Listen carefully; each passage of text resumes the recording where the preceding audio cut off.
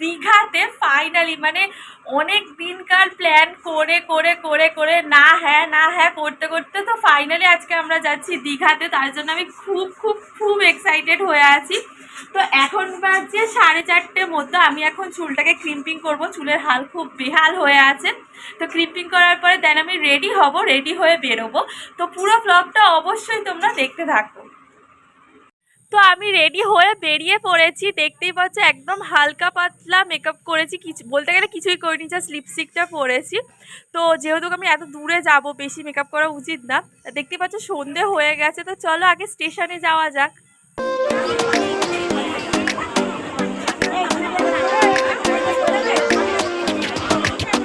এবারে জেনে নাও আমরা কিভাবে দীঘা পৌঁছালাম। আমরা ধর্মতলা থেকে পরমেশ্বর বাস করে একেবারে নিউ দীঘাতে পৌঁছেছি। আমরা আগে থেকে এসি বাস বুক করে রেখেছিলাম, যার টিকিট প্রাইস পড়েছে 350 টাকা করে। এছাড়াও তোমরা ওখানে নন এসি বাসও পেয়ে যাবে। এছাড়াও তোমরা আগে থেকে বাসের টিকিট না অনলাইনে কাটলেও ধর্মতলায় গিয়েও ডাইরেক্ট বাসের টিকিট কেটে নিতে পারো।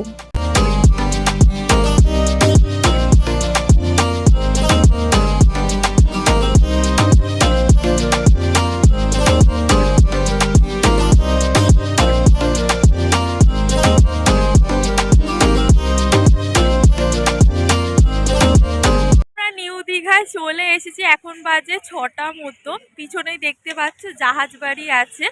তো সত্যি বলতে এতটা জার্নি করে এসেছি, শরীর ভীষণ খারাপ হয়ে গেছে, মানে আমার একদমই কি আর দেহ চলছে না। তো এখন যাব রুম খুঁজতে, তারপরে রুমে গিয়ে সবটা তোমাদের দেখাবো, কোন রুম নিচ্ছি, কত করে প্রাইস পড়ছে সবটাই দেখো। দীঘায় গিয়ে রুমে থাকার তো একটা ব্যাপার আছে, তাই আমরা চলে গেছিলাম সুভাষিনী গেস্ট হাউসে। যার রুমের ভাড়া পড়েছিল পার হেড পার ডে 900 টাকা করে। মানে আমি ওখানে 2 দিন ছিলাম, তাই আমার পড়েছিল 1800 টাকা। আর এটা জেনে রাখবে, তোমাদের রুমের ভাড়ার সাথে কোনো আলাদাভাবে মিল প্রোভাইড করা হবে না।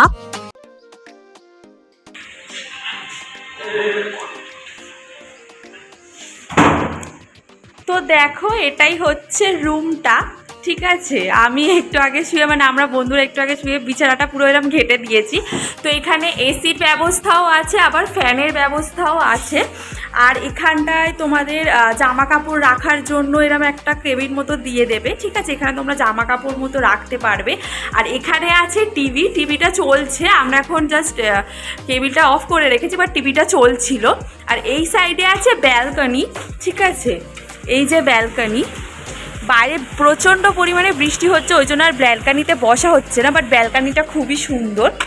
চলো এবারে দেখাই বাথরুমটা। আর সব থেকে যেটা ভালো লেগেছে মিররটা, দেখো মানে মেয়েদের রেডি হওয়ার জন্য পুরো পারফেক্ট জায়গা মিররটা। তো বাথরুমটা দেখাই, এটা হচ্ছে বেসিন, এখানে বেসিনের ব্যবস্থাও আছে, এখানে আবার শাওয়ারও আছে। শীতকালের জন্য তোমরা গিজারও পেয়ে যাবে। আর প্যান তো দিয়েই রেখেছে। মোটামুটি বলতে বাথরুমটা খুবই পরিষ্কার আর বেশ বড় সড়ো। তো আমরা বেরিয়ে পড়েছি এখন সমুদ্রে যাওয়ার জন্য। আমাদের রুম থেকে সমুদ্র কতটা দূর? 10 মিনিট, তাও না 5 মিনিটের মতো আমাদের রুম থেকে সমুদ্রের দূরত্ব। তো আমরা এখন হেঁটে হেঁটে যাচ্ছি। তো চলো যাই, গিয়ে মানে আমি তো এক্সাইটেড কন্ট্রোল করতে পারছি না, মানে এত ভালো লাগছে।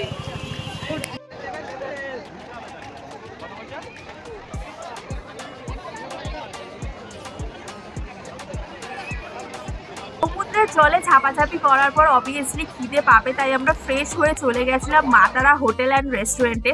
বাইরে থেকে তোমাদের মনে হবে যে রেস্টুরেন্টে এতটা সুন্দর খাবার দাবারও হয়তো ভালো, কিন্তু বিশ্বাস করো আমরা ওখানে গিয়ে এক থালি অর্ডার করেছিলাম। এক থালির মধ্যে একটা 5 মিশালি তরকারি আছে, যার মধ্যে ভর্তি ভর্তি ব্যাগ পাঁপড় দেওয়া হয়েছিল। আর এক কারিটা পুরোপুরি মিষ্টি ছিল। খাবার দাবার একদমই ভালো ছিল না। তো বল খাবারটা খেয়ে কেমন লাগলো তোদের? জঘন্য খাবার, মানে সত্যি বলতে এত বিচ্ছিরি খাবার, মানে রান্না থেকে শুরু করে ভাতটাও পর্যন্ত, মানে শুধু শুধু আমাদের টাকাটা নষ্ট হয়েছে। খাবার দাবার একদম বেকার ছিল। তোমরা মানে ভুল করেও, আমি দেখিয়ে দেবো কোন রেস্টুরেন্ট এটা, তো তোমরা ভুল করেও এখানে এসো না, আসলে পস্তাবে, মানে এত বিচ্ছিরি খাবার করেছিল। বিকেলবেলা হতেই আমরা চলে গেছিলাম অমরাবতী পার্কে।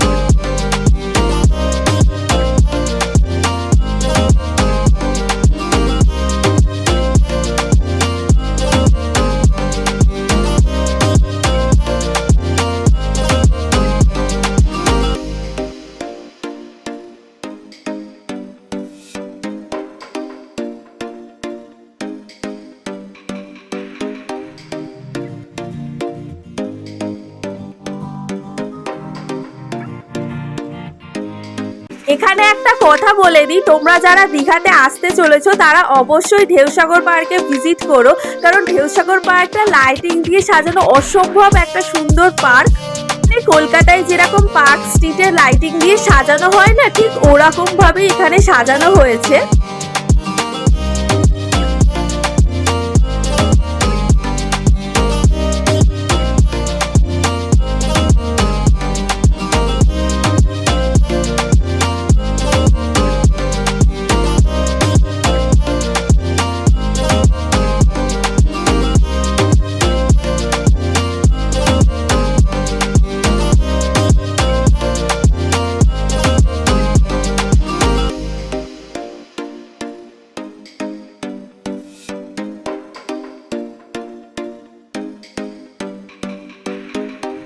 নিউ দীঘা ঘুরতে ঘুরতে আমরা চলে গেছিলাম এই ক্যাফেটাতে, যেখানে 99-এর কম্বো দেওয়া হচ্ছিল চিকেন পিৎজা আর কোল্ড ড্রিঙ্ক। তাই আমরা রীতিমতো অর্ডার করে দিই।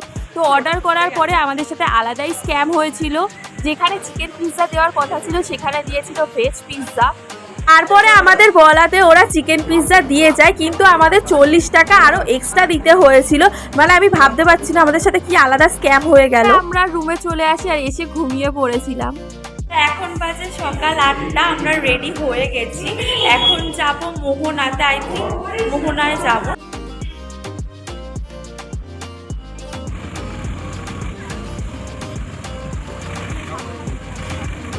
তো আমরা বেরিয়ে পড়েছি মোহনায় যাওয়ার জন্য। গিয়ে দেখি মোহনাটা বেশ ফাঁকা ফাঁকা ছিল, মানে বলতে গেলে কোনো লোকজনই ছিল না ওখানটায়। তারপরে মোহনাটা ঘুরে আমরা চলে গেছিলাম এই কাকিমার মাখার দোকানে। ওখান থেকে আমরা আমড়া মাখা নিয়েছিলাম, আর বিশেষ করে আমড়া মাখাটা জাস্ট খুবই টেস্টি খেতে লাগছিল, আমার তো বেশ ভালো লেগেছে।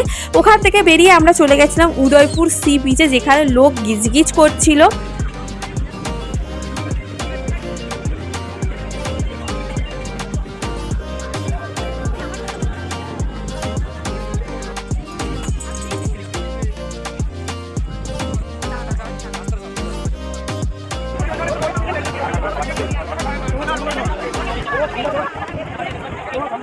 অনেকক্ষণ ঘোরাঘুরি করে আমরা রুমে চলে আসি, কারণ 10:30টার মধ্যেই আমাদের রুমে ফিরতে বলেছিল। তো বাইরে থেকে আমরা খাবার নিয়ে এসেছিলাম।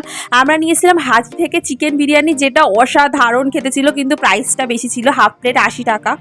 সকাল 10:30 বাজতেই আমাদের বাস ছিল।